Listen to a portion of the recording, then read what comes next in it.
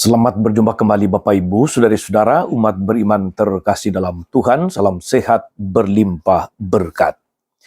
Hari Selasa tanggal 17 Maret 2026, saya mengajak kita sekalian untuk merenungkan kutipan Injil Yohanes bab 5 ayat 1 sampai 16.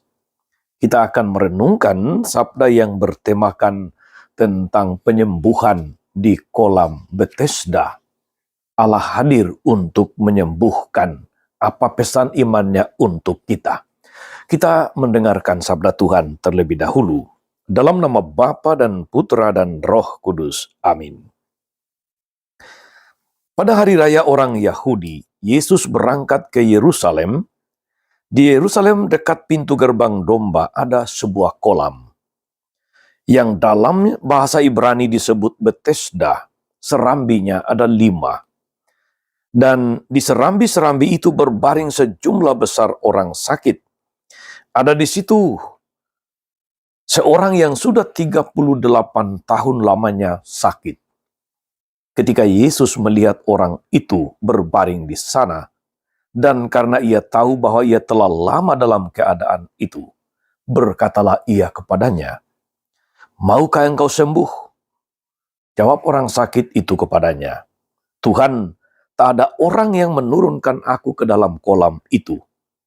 Apabila airnya mulai goncang, dan sementara aku sendiri menuju kolam itu, orang lain sudah turun mendahului aku." Kata Yesus kepadanya, "Bangunlah, angkatlah tilammu dan berjalanlah." Dan pada saat itu juga sembuhlah orang itu, lalu ia mengangkat tilam dan berjalan. Tetapi hari itu, hari Sabat. Karena itu orang-orang Yahudi berkata kepada orang yang baru sembuh itu, "Hari ini hari Sabat, dan tidak boleh engkau memikul tilammu."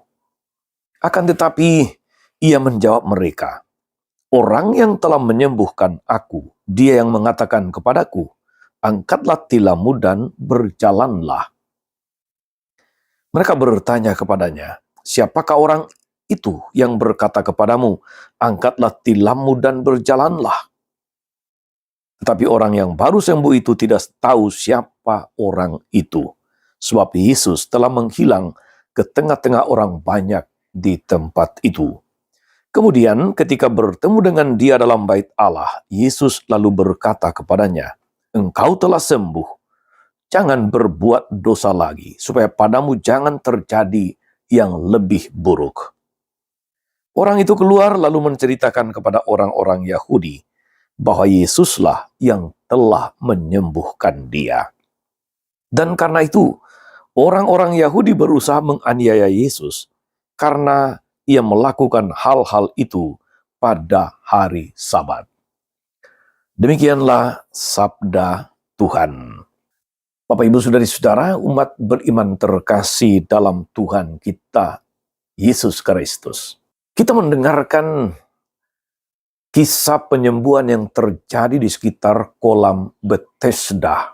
Mendengar kata Bethesda, Bapak, Ibu, Saudari-saudara, saya dan siapa saja yang pernah ke Yogyakarta, pernah tinggal di sana, pernah studi di sana, tahu di sana ada satu rumah sakit yang bernama Rumah Sakit Bethesda. Tidak jauh dari kampus UKDW, Universitas Kristen Duta Wacana, juga ada Akper Bethesda.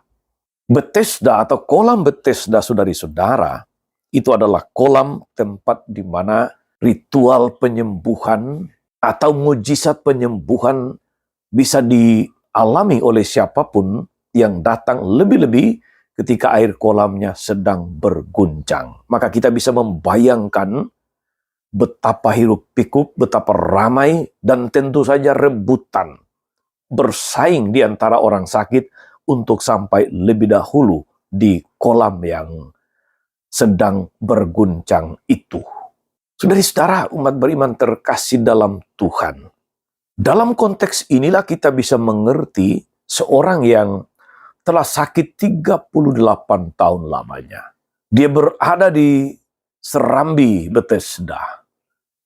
Tetapi dia selalu kalah cepat kalah duluan dibanding orang-orang sakit yang lain, mengingat akan persaingan begitu banyak orang untuk mencapai kolam, dan tentu saja juga mengingat akan sakit dia sendiri yang sedang lumpuh. Orang lumpuh tidak mungkin bisa bersaing dengan mereka yang lain yang tidak lumpuh meskipun juga sakit. Kita bisa membayangkan keterbatasan dari orang lumpuh ini dan juga persaingan di antara mereka untuk tiba lebih dulu. Saudara-saudara, umat beriman terkasih, dalam konteks inilah Yesus hadir dan kemudian bertanya kepadanya, "Maukah engkau sembuh?"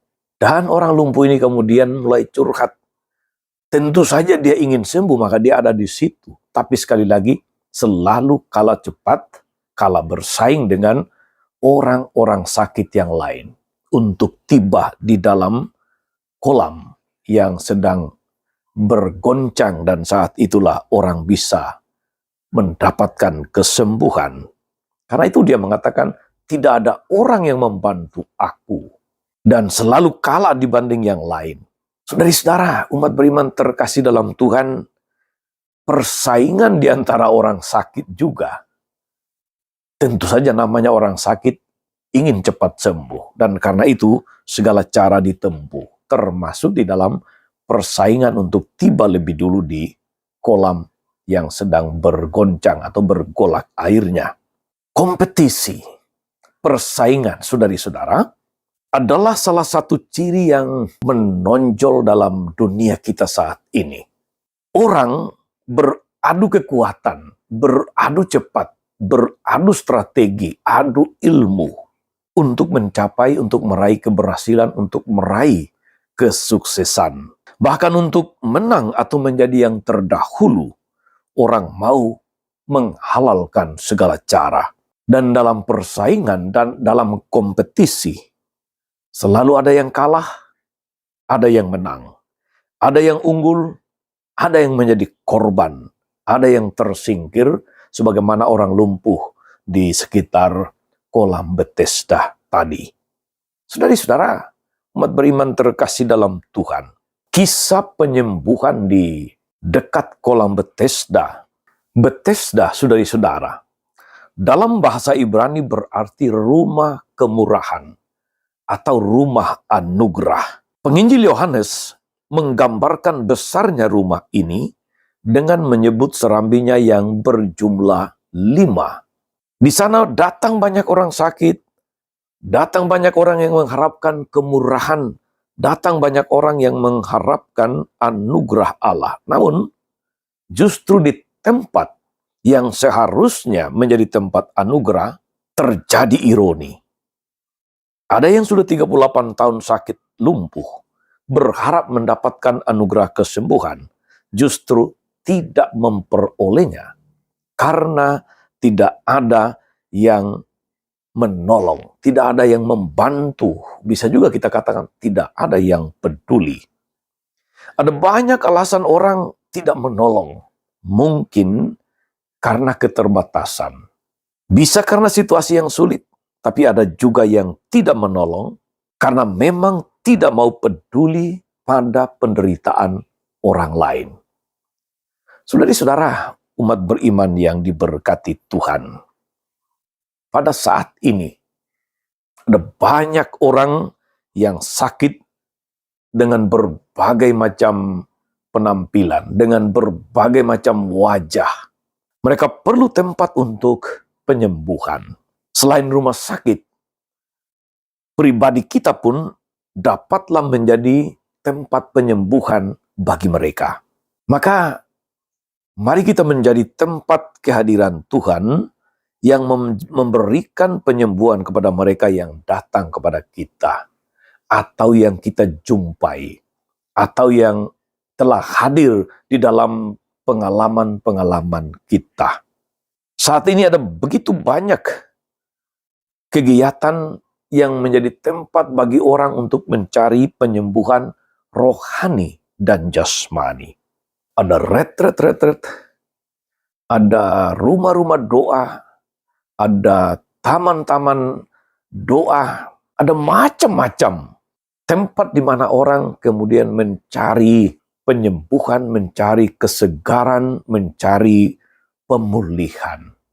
Karena mereka datang dengan macam-macam luka, macam-macam penyakit, macam-macam pergumulan rohani dan jasmani.